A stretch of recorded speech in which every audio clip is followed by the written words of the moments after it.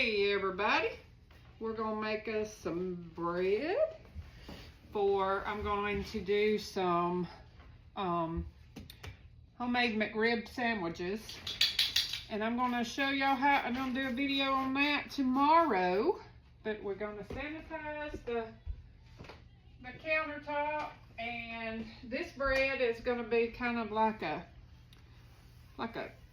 mini sub sandwich bread for the McRib sandwiches. And I've got my little helper in here, and she is actually in the pantry digging around right now. So I will be right back when I get everything gathered up, and we will make us some bread. Okay, we'll start with a cup of lukewarm water. Now let's not get salt in it because my yeast won't rise. And we do 2 teaspoons of sugar, and I got sugar cane from Azure Standard. So wait a minute, let me get the yeast in there. Get the yeast. So we get 2 tablespoons of yeast.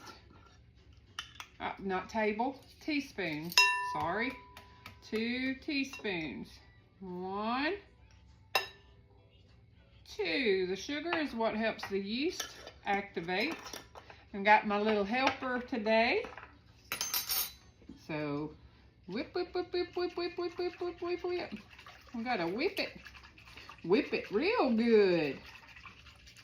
So these I'm gonna do in like buns, like long buns. Okay, so now, okay, you gonna stir it? You stir it. Let me get me a gingerbread towel. That's what I like these. They don't have any lint on them. They're for breads and things. I love my gingerbread towel. So we're gonna set this aside and let it activate for a few minutes, and I'll be right back to put in the dry ingredients.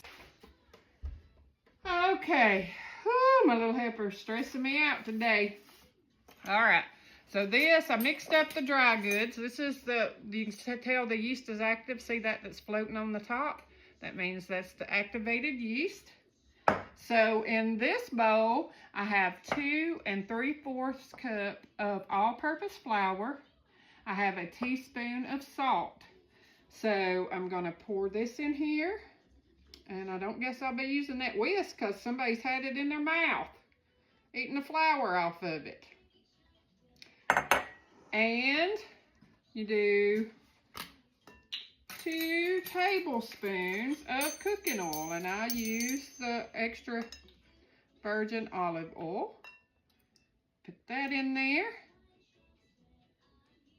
And I'm actually going to do 2 of these because the kids will be coming to eat, or some of them. I don't know if all of them will be. So you just kind of take your hand and you mix it. Your hands ain't clean. You put them all in your mouth. You can't have them in your mouth and work with Mimi's food. Goodness. So you just take it and you mix it real good with your fingers.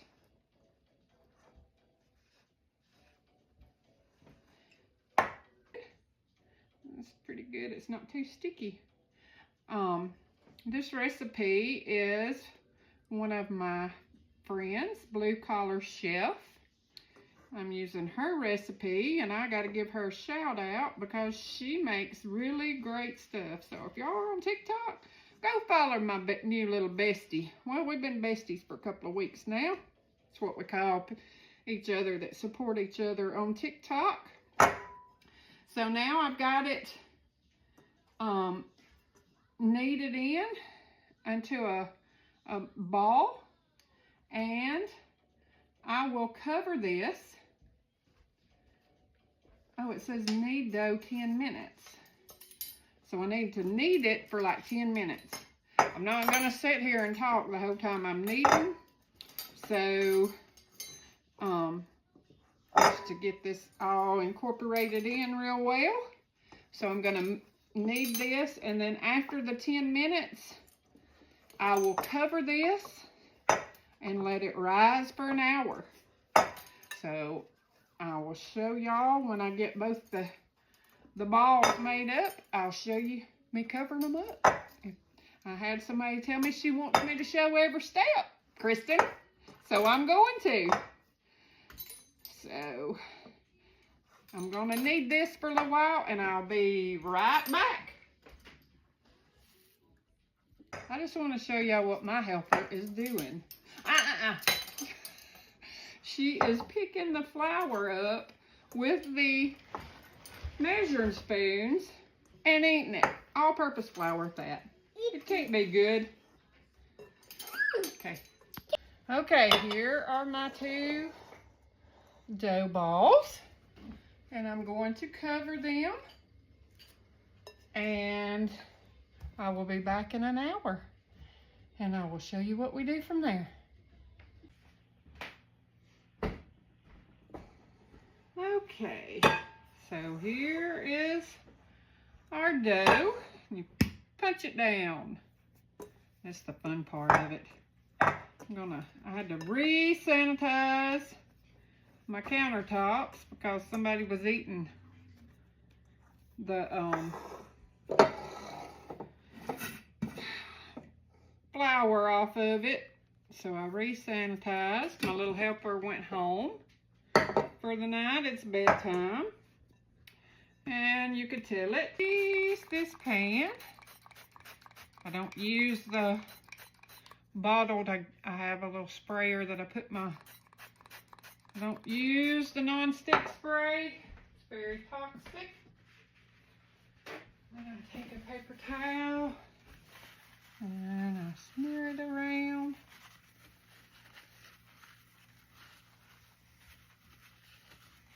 It won't stick. Okay. So now you take the dough cutter that I got at Dollar Tree for $1.25. Cut it in half. Then we're going to roll this out and cut more sections into it.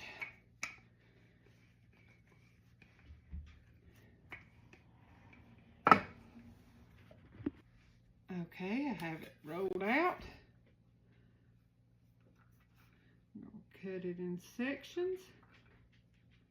3 sections.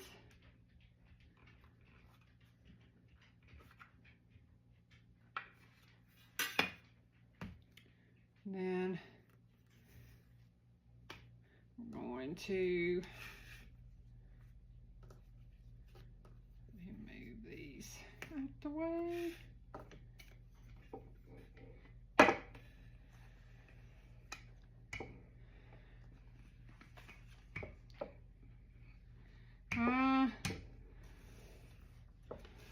Hope my friend the blue collar shelf don't watch this because mine don't look as good as hers. Hers were like little sub sandwiches.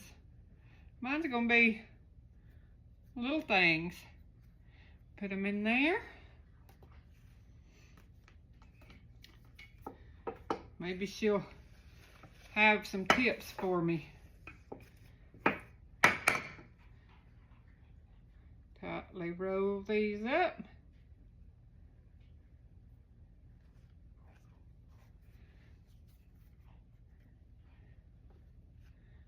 We'll just see how they turn out. Maybe they'll get bigger when they rise. We shall see. So I'll finish doing these and I'll be back.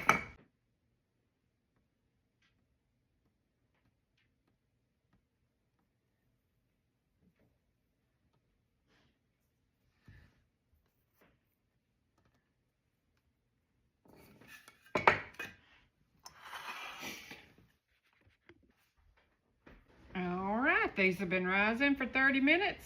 They don't look too bad. I'm gonna put them in the oven. I'm gonna check them at 26 minutes. It says to cook them 35 to 40 minutes depending on your oven. I've got the oven set at 350 And I'm going to set my timer for 26 minutes and peep in on them.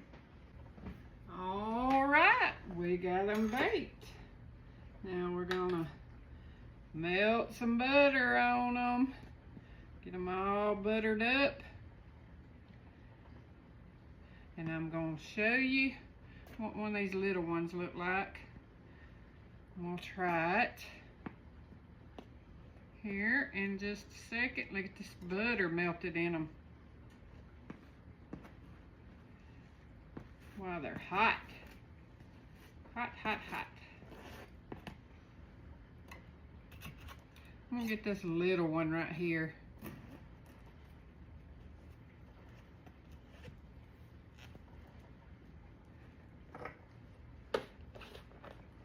I'm not gonna burn myself.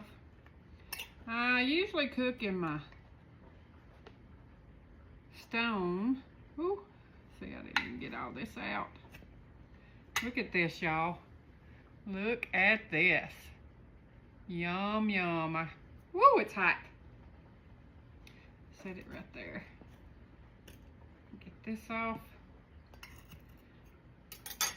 Look how fluffy and layered it is.